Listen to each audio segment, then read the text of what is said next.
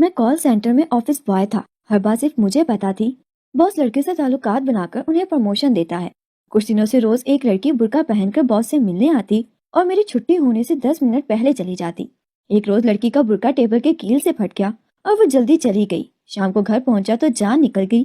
وہی برقع اٹھائے میری بیوی. میں کال سینٹر میں آفس بوائے تھا. یہ شہر کا کافی اہم کال سینٹر تھا. وہ ہر کال سینٹر میں لڑکیاں اور لڑکے کام کرتے تھے. اور آج کل تو ویسے بھی لڑکیاں لڑکوں نے پارٹ ٹائم کال سینٹر میں نوکری کرنی شروع کر دی ہے تاکہ وہ اپنے خرچے پورے کر سکیں گے. وہاں نوکری کرنا تو بہت آسان ہوتا ہے, صرف بولنا ہوتا ہے, اور بولنا تو آج کل کے نوجوانوں کے لیے کوئی مسئلہ ہی نہیں تھا. لیکن ہمارے کال سینٹر میں صرف لڑکیاں کام کیا کرتی تھیں اور ہمارے باس خود نوجوان قسم کا لڑکا تھا. اور سب سے بڑی بات یہ تھی کہ لڑکیوں کے خود سے انٹرویو کیا کرتا اور ہمیشہ وہی لڑکی رکھتا کرتا جو ذرا ماڈرن قسم کی ہوتی تھی اور تھوڑی بولڈ ڈریسنگ کرتی تھی. کال پر صرف لڑکی کی آواز سنی جا سکتی تھی, کون سا لڑکی نظر آتی تھی. لیکن وہ پردہ داری اس قسم کی لڑکیوں کو کال سینٹر میں نہیں لگاتا تھا. وہ صرف پڑھی لکھی اور ماڈرن لڑکیوں کو کال سینٹر میں رکھتا تھا. اور اس کا کال سینٹر چلتا بھی بہت اچھا تھا. ہر مہینے تقریباً 2 نئی لڑکیاں بھرتی کرتا تھا اور اس کا سسٹم اچھا خاصا چلا ہوا تھا. جب سے سینٹر بنا تھا, میں جب سے کال سینٹر کی نوکری کر رہا تھا, میرے سامنے ہی ساری لڑکیاں آئیں اور گئیں. مجھے راز بہت پہلے سے معلوم تھا کہ میرا باس بہت ہی فلرٹ قسم کا انسان ہے. کہ ہوا کچھ ایسے کہ ہمارے کال سینٹر میں ایک نئی لڑکی بھرتی ہو کر آئی. وہ بہت ہی خوبصورت تھی اور اس کے ساتھ ساتھ بہت نخرے والی بھی تھی. ہر ایک سے بہت جلدی فری ہو کر بات کر لیتی تھی. اس سے کچھ ہی دنوں میں اس کی باس سے بہت اچھی دوستی ہو گئی اور اکثر کام چھوڑ کر باس کے آفس میں بیٹھی ہوتی اور ان سے باتیں کرتی رہتی. شروع میں تو ایسا ہوتا تھا کہ وہ اگر باس کے آفس میں ہوتی بھی تو میں دروازہ نوک کر کے اندر چلا جاتا تھا اور اگر کام ہو تو. لیکن اس کے کچھ عرصے کے بعد اگر وہ باس کے آفس میں ہوتی تو باس مجھے اندر آنے سے منع کر دیا تھا. میں باس سے سوال نہیں کر سکتا تھا کہ ایسا کیوں ہے. اور ایک دن جانے میرے من میں کیا سمائی اور میں نے اپنے فون کا کیمرہ آن کر کے رکھ کے, مجھے پتا تھا کہ لڑکی آفس میں آئی ہے تو اگلے 10 منٹ بعد وہ باس کے آفس میں ہوگی. میں نے اپنا کیمرہ آن کر کے ایک سائڈ پر اسے چھپا کر رکھا کہ میرا موبائل کسی صورت نظر نہیں آ سکتا تھا. اور میں باہر نکل آیا. سب میری مرضی کے مطابق ہی ہوا اور وہ لڑکی تھوڑی دیر میں آفس میں چلی گئی. جب وہ آفس میں گئی اور تقریباً آدھے گھنٹے بعد واپس آئی تو باس نے مجھے آفس میں بلایا اور جو کام تھا وہ مجھے بتایا. لیکن نکلتے نکلتے اپنا فون بھی اٹھا لیا اور بعد میں نے دیکھا تو مجھے معلوم ہوا کہ میرا باس تو اس لڑکی سے فلرٹ کر رہا تھا. اور صرف وہ ہی نہیں, لڑکی بھی اس میں بہت زیادہ دلچسپی لے رہی تھی. پھر وہ شادی شدہ نہیں تھا, اسے اس کی دلچسپی لینا تو بنتی تھی. مجھے لگا کہ شاید اسے لڑکی پسند آ گئی ہے کیونکہ جس طرح کا خوبصورت میرا باس تھا ویسے ہی لڑکی بھی تھی. میں دل میں سوچ رہا تھا کہ شاید ان دونوں کی جوڑی بہت اچھی لگے گی. اور جب بھی وہ لڑکی باس کے آفس میں جاتی میں جان بوجھ کر اس چیز کا خیال کرتا تھا کہ میں نہ خود آفس میں جاؤں اور نہ کسی اور کو جانے دوں. میں چاہتا تھا کہ وہ دونوں زیادہ سے زیادہ ٹائم ایک دوسرے کے ساتھ رہیں, کیوں دوسرے کو بہتر جان سکیں اور ان کا فیصلہ لینے میں آسانی ہو. اس لڑکی کے آنے کے تقریباً 2 ماہ بعد ہی باس نے اس کو پروموشن دے دیا اور اس کی تنخواہ بھی بڑھ گئی. میں جو اس کے بارے میں سوچ رہا تھا مجھے بالکل ٹھیک لگا. وہ لڑکی بھی بہت خوش تھی, لیکن جس طرح وہ لڑکی بالکل فرینک ہو کر کبھی بھی باس کے آفس میں چلی جاتی تھی, اس کی دیکھا دیکھی کچھ اور لڑکیاں بھی ایسے ہی کرنے لگیں. اور مجھے حیرت ہوئی جب باس ان کو بھی اچھا ٹائم دینے لگا. میں تو اس لڑکی کے چکر میں تھا کہ شاید یہ دونوں شادی کرنا چاہ رہے ہیں. لیکن جب باس نے باقی لڑکیوں سے بھی ویسے ہی ڈیٹ مارنا شروع کی اور پھر ان کو پروموشن ملنے لگے تو مجھے معلوم ہوا کہ میرا باس تو سب کے ساتھ ٹائم سپینڈ کر رہا ہے. لیکن یہ میرا کام نہیں تھا اور نہ ہی میں باس کو منع کر سکتا تھا, اس لیے چپ چاپ اپنے کام میں لگا رہا. میرا باس تو اپنی زندگی میں سیٹ تھا, اچھا خاصا پیسہ اس کے پاس تھا, آئے روز نئی لڑکی اس کے ساتھ ہوتی. لیکن اب باس محتاط ہو گیا تھا.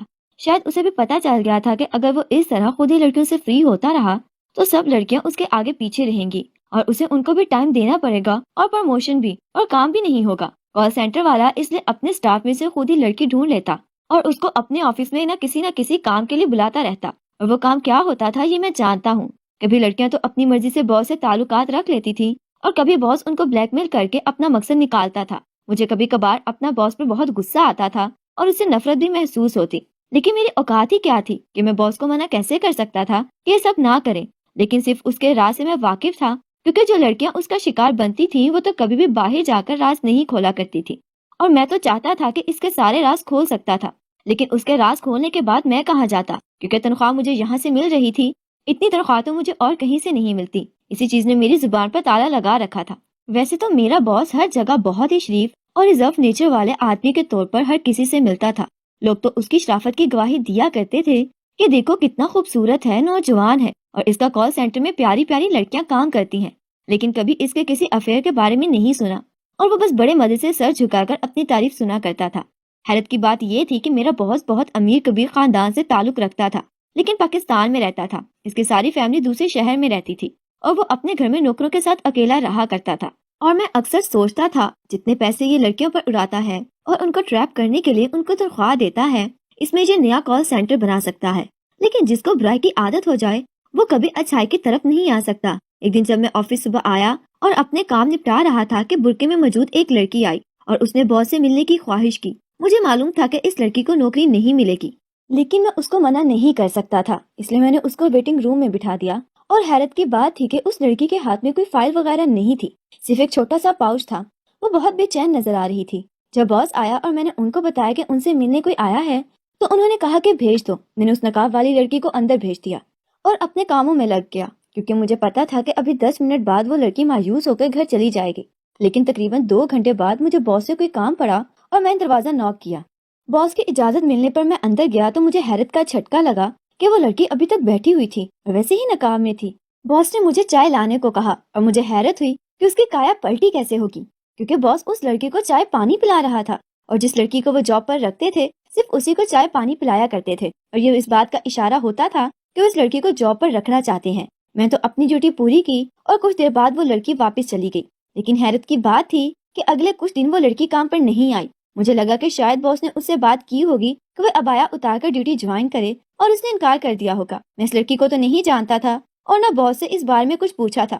وہی روٹین جاری تھی، لیکن کچھ دنوں بعد وہی ابایا والی لڑکی پھر آئی اور پھر اسی طرح بہت دیر بعد باس کے کمرے میں رہی اور چھٹی سے کوئی 10-15 منٹ پہلے اٹھ کر گئی۔ جس دن وہ لڑکی آتی باس سارا دن بس اسی لڑکی کے ساتھ ہوتے اور کسی اور لڑکی کو ٹائم نہیں دیتے تھے۔ اگر بہت کوئی ضروری بات ہو تو بلا کر دیتے تھے۔ مجھے حیرت ہونے لگی کہ اس لڑکی کا کیا سلسلہ ہے، لیکن باس سے تو میں نہیں پوچھ سکتا تھا، اس لیے میں خاموش ہو گیا۔ مجھے لگا کہ وہ لڑکی کوئی غلط قسم کی عورت ہے جسے باس اپنے آفس بلا لیا کرتے ہیں تاکہ اس کے ساتھ وقت گزار سکے، کیونکہ اب آفس میں تقریباً ساری ہی پرانی لڑکیاں تھیں جن سب کے ساتھ باس کے تعلقات تھے۔ تو لڑکی نہیں آ رہی تھی تو باس شاید اپنا ٹائم پاس کرنے کے لیے کوئی اور لڑکی ہائر کر چکے ہیں، اور یہ میرا یقین پختہ ہوتا رہا کیونکہ وہ لڑکی ہفتے 2 ہفتے بعد آتی تھی اور پورا دن باس کے ساتھ رہتی تھی۔ اس کے ساتھ ہی چائے وغیرہ بھی کھانا کھاتی اور چھٹی سے 10 سے 15 منٹ پہلے چلی جاتی۔ آفس میں کسی نے بھی اس کا چہرہ نہیں دیکھا تھا، اور مزے کی بات تھی کہ اگر لڑکیاں کسی کام کی وجہ سے باس کے پاس جاتی بھی تو باس ان کا کام جب تک کرتا رہتا تھا وہ لڑکی نقاب میں رہتی تھی، یا پھر شاید وہ باس کے سامنے بھی نقاب میں رہتی ہو۔ لیکن ایسا ہونا ممکن تو نہیں تھا، وہ لڑکی نوکری کے لیے نہیں آتی تھی، اور اب پھر اس کا باس سے کیا تعلق تھا؟ اور جو میں سوچ رہا تھا اگر ایسی بات تھی تو لڑکی پردے کو بھی بدنام کر رہی تھی۔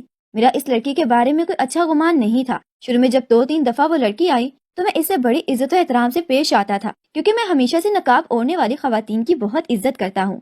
لیکن اس کے بعد میرے نظریات اس کے بارے میں بدلے تھے، تو میں اس کو کوئی خاص عزت نہیں کرتا، بس جو بات پوچھتی تھی جواب دے دیتا اور باس کے آفس میں بھیج دیتا۔ اس دن بھی وہ باس کے پاس آئی ہوئی تھی اور اس وجہ سے میں آفس چکر نہیں لگا سکا تھا، اور ایسا کچھ خاص کام بھی نہیں تھا، اس لیے میں اپنی کرسی پر بیٹھا ہوا تھا۔ مجھے معلوم تھا کہ چھٹی ہونے میں سے کچھ ہی وقت رہتا ہے، اسے وہ لڑکی اب جائے گی، اور چھٹی ہونے سے ٹھیک 15 سے 20 منٹ پہلے باس کے آفس سے نکلی، لیکن دروازے کے ساتھ نکلی ہوئی ایک کیل میں اس کا ابایا اٹک گیا۔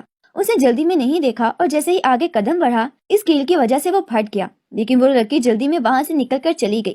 میں نے معمول کے مطابق آفس وغیرہ بند کیا اور گھر کے لیے نکل گیا۔ جب میں گھر گیا تو بیوی سلائی مشین رکھ کر بیٹھی تھی اور برقع سلائی کر رہی تھی۔ میں جب اس سے پوچھا کہ کیا ہوا ہے اور کیا کر رہی ہو تو اس نے بات ٹال دی اور سلائی مشین سٹور میں رکھ کر کچن میں میرے لیے کھانا نکالنے چلی گئی۔ اس کے جانے کے بعد میں نے اس ابایا کو اپنے ہاتھوں میں لیا تو میرے قدموں کے نیچے سے زمین نکل گئی۔ یہ تو وہی ابایا تھا جو اس لڑکی نے لیا ہوتا تھا جو باس کے پاس آتی تھی، اور یہ وہیں سے ابایا پھٹا ہوا تھا جس کو میری بیوی سلائی کر رہی تھی۔ یہ دیکھنے کے بعد تو مجھے حیرت کا شدید جھٹکا لگا، تو کیا وہ لڑکی میری بیوی تھی جو باس سے ملنے جاتی تھی؟ لیکن اس لڑکی کے بارے میں تو میرا خیال کچھ اور ہی ہے کہ وہ کوئی غلط قسم کی لڑکی ہے، اور میری بیوی تو ایسے بالکل نہیں ہو سکتی۔ اور سب سے بڑی بات یہ تھی کہ آخر میری بیوی کو یہ سب کرنے کی ضرورت ہی کیا تھی؟ میں اس کی ساری ضروریات اچھے سے پوری کر رہا تھا اور وہ بہت ہی زیادہ خوش بھی تھی، لیکن یہ پھٹا ہوا ابایا میرے شک و یقین میں بدل رہا تھا کہ میری بیوی ہے جو کہ اس طرح آفس میں جاتی ہے اور یہ سارے کام کرتی ہے۔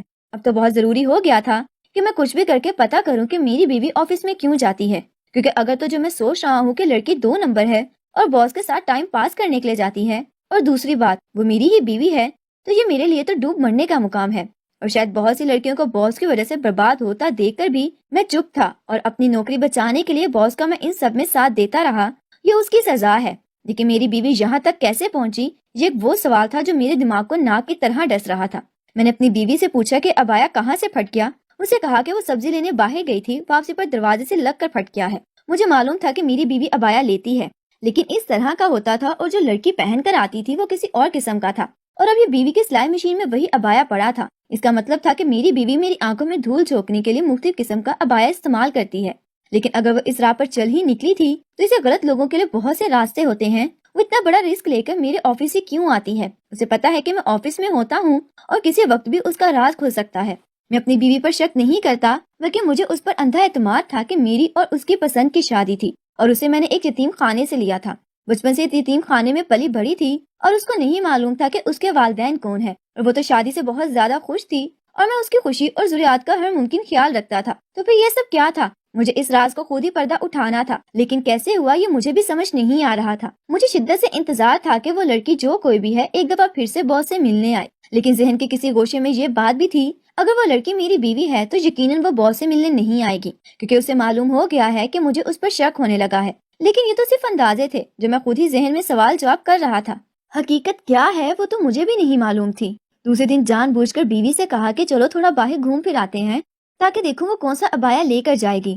اور جب وہ تیار ہو کر آئے تو اس نے وہی پرانا ابایا کیا ہوا تھا جو وہ اکثر ہی لیتی رہتی تھی۔ میں نے اس سے پوچھا کہ وہ دوسرے والا کدھر ہے، کیونکہ ایک دفعہ اسے میں نے دیکھنا چاہتا تھا۔ اس نے کہا کہ وہ تو پھٹ گیا ہے، ابھی ٹھیک نہیں ہو رہا، جب ٹھیک ہوگا تو وہ لے لوں گی۔ میں خاموش ہو گیا، اور اسی سارے ادھیڑ بن میں تقریباً ایک ہفتہ گزر گیا، اور میرے صبر کی انتہا ہو چکی تھی۔ میں سوچ رہا تھا کہ آج مجھے سیدھے سیدھے اپنی بیوی اور اپنے باس سے سوال کر ہی لینا چاہیے، جو ہوگا دیکھا جائے گا۔ لیکن اس دن ہی وہ لڑکی دوبارہ سے آ گئی۔ اس کو میں نے غور سے دیکھا، لیکن مجھے اپنی بیوی نہیں لگ رہی تھی۔ میری بیوی تو بالکل ہی پتلی سی تھی، جبکہ یہ لڑکی تھوڑی موٹی لگ رہی تھی، یا شاید ابایا کا کمال تھا۔ لیکن میں نے اپنے منصوبے پر عمل شروع کر دیا۔ اس لڑکی سے میں نے کہا کہ وہ ویٹنگ روم میں انتظار کرے، میں باس سے پوچھ رہا ہوں، وہ پھر اس کو بھیج دوں گا۔ وہ خاموشی سے سر ہلا کر بیٹھ گئی۔ میں نے فوراً اپنے موبائل کا کیمرہ آن کیا اور باس کے آفس میں گیا اور ان سے پوچھا کہ وہ لڑکی آئی ہے، اسے بھیج دوں کیا؟ اس لڑکی کا سن کر وہ بہت خوش ہوا اور کہا کہ جلدی سے بھیجو۔ اس کی باتوں کے دوران ہی میں ایک گملے میں اپنا بال سیٹ کر چکا تھا۔ اسے میں وہاں سے باہر نکل آیا اور لڑکی کو آفس میں بھیج دیا۔ اب مجھے موقع کا انتظار تھا کہ باس مجھے بلائیں اور میں اپنا موبائل لا سکوں۔ مجھے بہت دیر انتظار کرنا پڑا، اور تقریباً 1 گھنٹے بعد باس نے بیل بجائی اور میں نے شکر کیا اور اندر گیا اور اپنا موبائل اٹھا کر ویڈیو آف کر دی۔ اس نے مجھے ایک فائل دی کہ فلاں ٹیبل پر دے دو۔ میں وہ فائل لے کر وہاں سے نکلا، لیکن اس دوران وہ لڑکی ہمیشہ کی طرح نقاب میں رہی تھی۔ میں چاہ رہا تھا کہ جلدی جلدی اس فائل سے جان چھڑاؤں اور ویڈیو دیکھوں، لیکن وہ فائل تو کوئی گلے پڑنے والی تھی۔ جس ٹیبل پر فائل لے کر گیا اور ابھی اپنی سیٹ پر بیٹھا ہی تھا، اس میم نے بلا کر کہا کہ فلاں کو دو۔ اس طرح تقریباً 1 گھنٹہ مجھے وقت ہی نہیں ملا تو اپنے فون میں ریکارڈنگ ہونے والی ویڈیو کو دیکھ سکتا، بلکہ وہ فائل ٹیبل سے دوسرے اور دوسرے سے تیسرے ٹیبل پر ہی گھماتا رہا۔ وقت ملا تو میں نے ویڈیو آن کی، ویڈیو دیکھنے لگا۔ اس میں تو کچھ اور ہی چل رہا تھا، لیکن فی الحال ایسا کچھ نہیں تھا۔ تقریباً 20 منٹ کی ویڈیو چلنے کے بعد اس لڑکی کا چہرہ سامنے آیا، اور اس کا چہرہ دیکھ کر مجھے یوں لگا کہ بس اپنی میری موت واقعہ ہو جائے گی، کیونکہ اب وہ چہرہ میری بیوی کا ہی تھا۔ میں فوراً سے موبائل لے کر بھاگا اور بغیر دروازہ بجائے تیزی سے اندر داخل ہو گیا۔ مجھے اندر آتا دیکھ کر بہت حیرت زدہ رہ گیا، اور میری بیوی کے چہرے پر ہوائیاں اڑنے لگی۔ میں نے سوچ لیا تھا کہ میں نوکری کے ساتھ جو بھی ہوگا ہو جائے، لیکن مجھے سوال ضرور کرنا ہے۔ اسے میں نے پوچھا کہ یہ سب کیا ہے، تو میرے باس کے پاس کیوں آتی ہو؟ مجھے اپنی بیوی پر غصہ کرتے ہوئے باس نے کہا کہ تم آرام سے یہاں بیٹھ جاؤ، میں تمہارے ہر سوال کا جواب دوں گا۔ میں نے غصے سے کہا کہ مجھے آپ سے کسی سوال کا جواب نہیں چاہیے، مجھے اپنی بیوی سے ہر سوال کا جواب چاہیے کہ آخر یہ یہاں کیوں آ رہی ہے۔ باس نے کہا کہ جو جواب میں دوں گا اسے تمہیں معلوم ہو جائے گا کہ یہاں کیوں آ رہی ہے، بس اب تم تسلی سے یہاں بیٹھ جاؤ۔ لیکن مجھے تو کسی پل چین ہی نہیں آ رہا تھا۔ مشکل سے میرے باس نے مجھے سمجھا بجھا کر بٹھایا، اور اس نے جو باتیں مجھے بتائیں مجھے حیرت زدہ کرنے کو کافی تھی۔ اسے کہا کہ تم جانتے ہو کہ میں بہت امیر خاندان سے تعلق رکھتا ہوں، اور ہمارا خاندان جدی پشتی جاگیردار ہے۔ دولت ہمارے گھر کی باندھی ہے، لیکن ہمارے بڑوں کی سوچ بہت چھوٹی ہے۔ وہ لوگ عورتوں کو پاؤں کی جوتی سمجھتے ہیں، اور جس کے گھر پہلی بیٹی پیدا ہو جائے اس عورت کو منحوس سمجھتے ہیں، اور اکثر اسے طلاق دے دی جاتی ہے۔ میری ماں کی پہلی بیٹی پیدا ہوئی تھی، لیکن انہوں نے ہسپتال کے ایک نرس کو ساتھ ملایا اور ایک مردہ بچے کی لاش اپنے پاس رکھ لی، اور وہ بچی اس نرس کے ذریعے یتیم خانے میں پہنچا دی۔ اس نے پورے خاندان میں یہی مشہور کیا کہ میرا بیٹا پیدا ہوا تھا اور وہ مر گیا ہے۔ اس طرح کسی کو بھی ماں کے راز کے بارے میں پتہ نہیں چلا، لیکن ماں لڑکی کے وجود سے غافل نہیں تھی۔ وہ وقتاً فوقتاً اس یتیم خانے کے چکر لگاتی رہتی اور ان کو ڈونیشن دیتی رہتی تھی۔ سب کو یہی لگتا تھا کہ جاگیردار خاندان کی لڑکی اپنے شوہر وغیرہ کے لیے ووٹ اکٹھا کرنے کے لیے سارے کام کرتی ہے۔ اس کے بعد میں پیدا ہوا اور پورے خاندان میں میری ماں کی واہ واہ ہونے لگی کہ تو صرف بیٹے ہی پیدا کرتی ہے، اور میرے بعد ایک اور بھائی پیدا ہوا۔ لیکن ہمیں اس لڑکی کے بارے میں کچھ پتا نہیں تھا۔ میرے چھوٹے بھائی کی سوچ تو پکی جاگیردارانہ ہے، وہ باپ دادا کے نقشے قدم پر چلتے ہوئے سیاست وغیرہ میں حصہ لیتا ہے، لیکن مجھے سب پسند نہیں تھا، اس لیے میں اپنے خاندان سے الگ ہوا، اس شہر میں آ گیا۔ لیکن ماں جب بیمار تھی تو اس نے مجھے بلا کر سب کچھ بتایا تھا کہ فلاں یتیم خانے میں فلاں نام کی لڑکی تمہاری بہن ہے، اور اس نے مجھے سارے ثبوت بھی دکھائے تھے۔ اس کے بعد ماں مر گئی اور میں اس لڑکی کو تلاش کرنے لگا، اور اس لڑکی کو تلاش کرنے کے لیے میں نے اس شہر میں کال سینٹر بنایا تھا۔ اتنا عرصہ یہاں کام کرنے کے بعد مجھے اس لڑکی کے بارے میں پتا چلا۔ وہ لڑکی جو میری سگی بہن ہے وہ کوئی اور نہیں تمہاری بیوی ہے، اور یہ ہمارے خاندان کا حصہ ہے۔ لیکن یہ بات ہم کسی کو بتا نہیں سکتے، ورنہ اس کے ساتھ ساتھ تمہاری جان کو بھی خطرہ ہوگا۔ ہمارے خاندان میں کسی کو بھی پتا چلا تو وہ اس کو ختم کرنے کے ساتھ ساتھ تمہیں بھی نہیں چھوڑیں گے۔ بس اسی لیے یہ بات ہم تم سے شیئر نہیں کر رہے تھے۔ تمہارے گھر تو میں نہیں آ سکتا تھا کیونکہ تم اتنے عرصے سے وہاں رہ رہے تھے۔ اگر میں وہاں آتا روز روز تو لوگوں نے تمہیں بتا دینا تھا۔ اس سے میری بہن مجھے ملنے کے لیے یہاں آ جایا کرتی ہے، اور تمہارے گھر جانے سے کچھ دیر پہلے ہی گھر پہنچ جاتی ہے۔ میں نے کہا کہ آپ کو مجھ سے شروع پر ہی اعتماد کرنا چاہیے تھا، سب بتا دینا چاہیے تھا، لیکن ابھی بھی میں آپ دونوں بہن بھائیوں کے ساتھ ہوں، اور آپ کا یہ راز کسی پر نہیں کھلے گا، کیونکہ مجھے ویسے بھی دولت نہیں چاہیے، اور مجھے تو صرف یہ خوشی ہے کہ میری بیوی جس کا کوئی خاندان نہیں تھا، اب اس کے پاس خاندان کا نام تو ہے، اور ایک بھائی بھی جو اس سے پیار کرتا ہے۔